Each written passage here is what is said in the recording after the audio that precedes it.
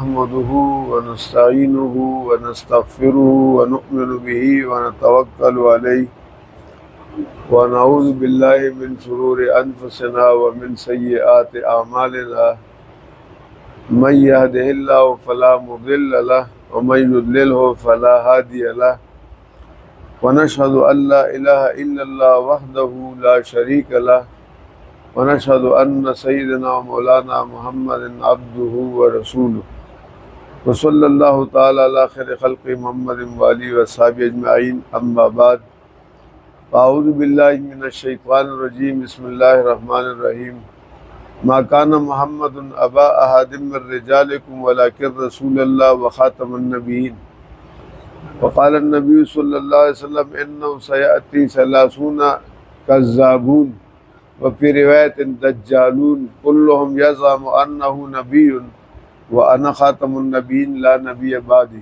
درود شریف پڑھیں۔ اللہم صلی علی محمد وعلی آل محمد کما صلیت علی ابراہیم وعلی آل ابراہیم انک حمید مجید۔ اللہم بارک علی محمد وعلی آل محمد کما بارکت علی ابراہیم وعلی آل ابراہیم انک حمید مجید۔ ختم نبوت کا ہمارا یہ درس الحمدللہ کافی عرصے سے چل رہا ہے اور ابھی تک کوئی 82 درس الحمدللہ ہمارے ہو چکے ہیں۔ یہ درس ہمارا اسلامیہ مسجد آریہ محلہ مری روڈ راولپنڈی میں ہر جمعے اور پیر کو عشاء کے بعد 10 سے 12 منٹ کا درس ہوتا ہے۔ بڑا عام فہم اور آسان ہوتا ہے۔ عید الاضحیٰ کے بعد میں ایک ہفتے میں سفر پہ گیا اور پھر پچھلے جمعے کے بعد پھر میں پاکستان سے باہر سفر پہ گیا، تو یہ تعطل رہا۔ آج الحمدللہ کافی دنوں بعد پھر اس درس کی شروعات ہو رہی ہے اور اس کا آغاز ہے۔ سب سے پہلی بات، چونکہ کئی ساتھی نئے ہیں تو وہ دہرانا ضروری ہے کہ تمام عالم اسلام کا، امت محمدیہ کا یہ عقیدہ ہے کہ آدم علیہ السلام سے لے کر جناب محمد الرسول اللہ صلی اللہ علیہ وسلم تک جتنے انبیاء علیہ السلام کا سلسلہ آیا تھا، انسانیت کی ہدایت کے لیے نبوت اور رسالت کا جو سلسلہ اللہ تعالیٰ نے چلایا تھا، وہ سلسلہ جناب محمد الرسول اللہ صلی اللہ علیہ وسلم پر موقوف ہو گیا۔ اب آپ کے بعد کوئی نئے نبی نہیں آئیں گے۔ قیامت تک کے لیے دین اسلام ہی دین ہے، قرآن پاک ہی کتاب ہے، اور کلمہ لا الہ الا اللہ محمد رسول اللہ ہی کلمہ ہے۔ کوئی اس کے علاوہ مذہب اختیار کرے، دین اختیار کرے، وہ پکا کافر ہے اور دین اسلام سے خارج ہے۔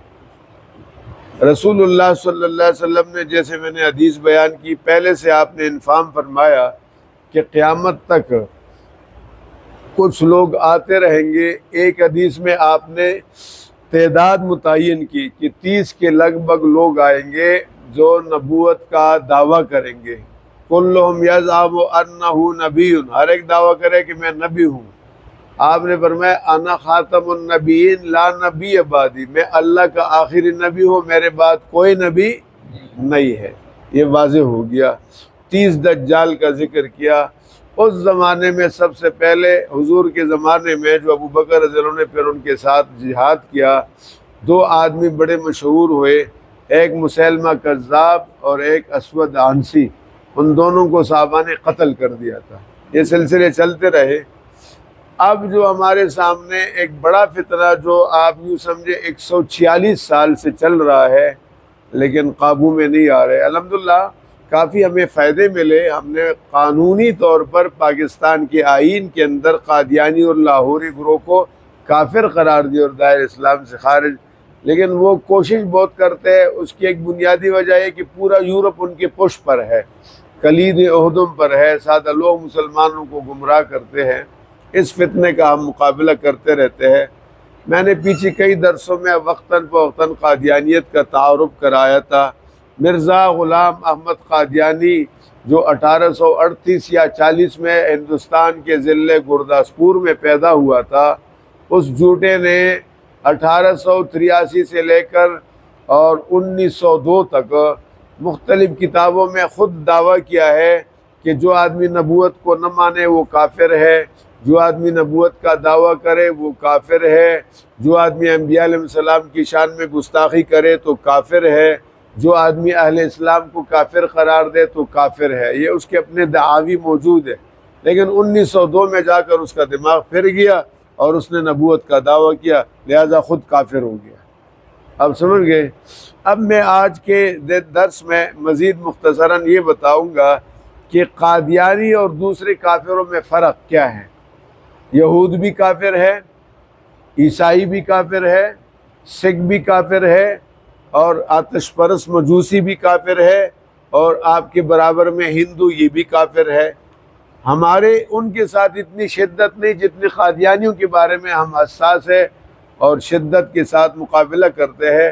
تو ان کافروں میں اور قادیانیوں میں کیا فرق ہے، یہ میں آپ کے سامنے 1-2-3 منٹ میں واضح کرنا چاہوں گا، اور وہ یہ ہے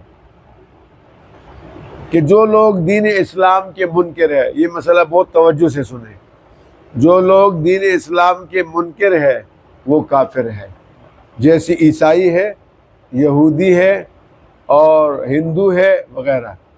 لیکن قادیانی اور عیسائی اور یہودی اور ہندو اور قادیانیوں کی کفر میں زمین آسمان کا فرق ہے۔ ہندو تو ہے مشرک، ان کا تو کوئی نبی ہے نہیں، وہ تو ہے ہی کافر۔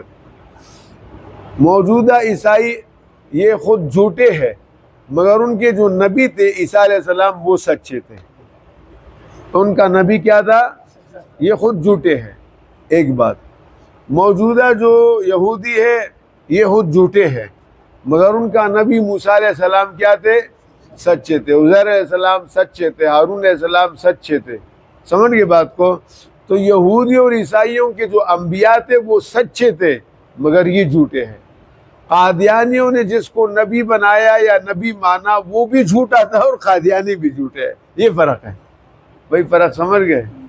وہ بھی جھوٹے تھے، یہ بھی۔ وہ نبی نہیں تھا، وہ متنبی تھا۔ متنبی کا معنی ہے کہ بتکلف نبی بن جائے، زبردستی نہ۔ یہ فرق ہے دونوں میں۔ فرق صاحب سمجھ گئے بات کو نا؟ کہ عیسائی اور یہودی جن نبیوں کا نام لیتے ہیں وہ نبی سچے تھے، اور عیسائی اور یہودی جھوٹے ہیں۔ قادیانی جس کو نبی مانتے ہیں وہ بھی جھوٹا تھا، اور قادیانی بھی جھوٹے ہیں۔ اتنا سمجھ گئے بھائی؟ یہ ہے مسئلہ سارا۔ اسلام سچے نبی کے جھوٹے پیروکاروں کے وجود کو بطور اہل کتاب یا ذمی تسلیم کرتا ہے۔ اسلام سچے نبیوں کے، یعنی عیسیٰ علیہ السلام اور موسیٰ علیہ السلام، یہ سچے نبی ہے۔ ان کی وہ امتیں جو جھوٹے ہیں، اگر وہ سچے ہوتے نا تو رسول اللہ کو مانتے۔ بولے، اگر وہ سچے یہودی ہوتے یا سچے عیسائی ہوتے تو کس پر ایمان لاتے؟ محمد صلی اللہ علیہ وسلم پر، اس لیے کہ ان کے نبیوں نے کہا ہے، ان کی کتابوں نے۔ اب جب وہ ہمارے نبی کو نہیں مانتے تو اس کا مطلب کہ اپنی کتاب کو نہیں مانتے۔ تو لہٰذا نبی، ہمارا اسلام ایسے لوگ جو ان سچے نبیوں کے پیروکار ہیں انہیں جھوٹے کہتے ہیں۔ اسلام کہتے ہیں یہ جھوٹے ہیں، انہیں اہلی کتاب کہتا ہے اسلام، انہیں ذمی کہتا ہے۔ جھوٹے ہیں، اہلی کتاب ہے، اور کیا ہے؟ ذمی ہے۔ اب سمجھ گئے بات کو؟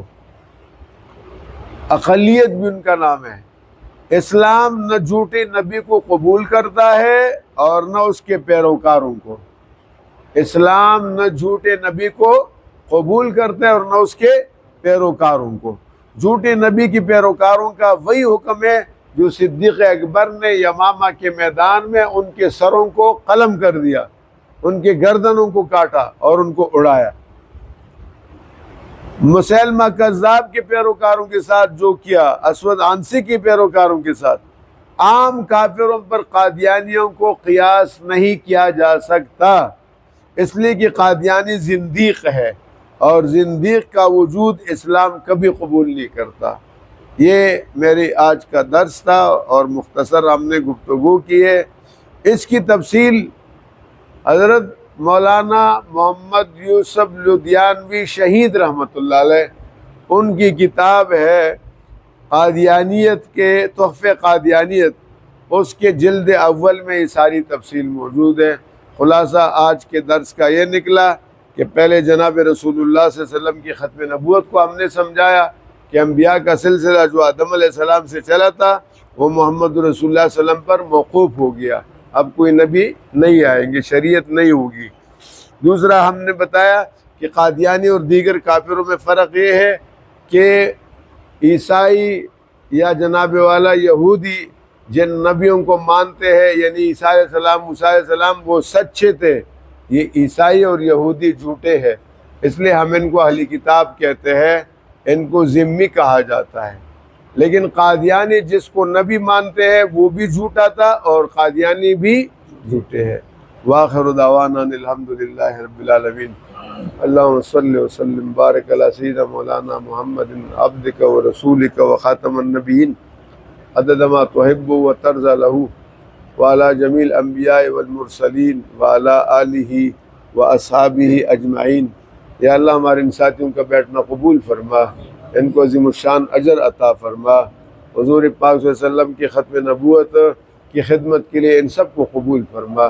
یا اللہ ان کو عزت والی زندگی عطا فرما، ان کو مسجد کے کونٹے بنا، دین کے انصار بنا، حق کے داغی سپاہی اور مجاہد بنا، ان دین کے لیے ان سب کو قبول فرما، ان کے عمر اور زندگی میں برکت عطا فرما، ان میں بے روزگار ہیں ان کو روزگار عطا فرما، مقروض قرضوں کے انتظام فرما، رزق فراخ عطا فرما، روزی میں برکت عطا فرما، کسی کا محتاج نہ بنا، ان کے گھروں میں ان میں کوئی بیمار ہے صحت عطا فرما، ان کے جو حاجات ہیں وہ غیب کے خزانوں سے پوری فرما، دستگیری فرما۔ یا اللہ حضور کے تحفظ ختم نبوت، ناموس رسالت کے لیے ہم سب کو قبول فرما، ہماری اولاد کو قبول فرما، ہماری اس مسجد کے فیضان کو جاری اور ساری فرما، چاردانگ عالم میں یہاں کی فیوزات کو پہنچا دے، اور یا اللہ اس کو دین کا مرکز بنا دے، اور جتنے رکاوٹ ہیں ان رکاوٹوں کو دور فرما دے، اور یہاں روحانی نورانی ایمانی ماحول پیدا فرما، اور ہم سب کو ان میں حصہ دار بنا دے، اور ہم سے یا اللہ تو راضی ہو جا، اور سب کو معاف فرما۔ وصلی اللہ تعالی علی خیر خلق محمد وآلہ وصحبہ اجمعین۔ یہ درس جمعہ اور پیر کو عشاء کے متصل 10 سے 12 منٹ ہوتا ہے، اور ساتھیوں کو بھی ترغیب دے اور خود بھی شریک ہو۔ جزاکم اللہ۔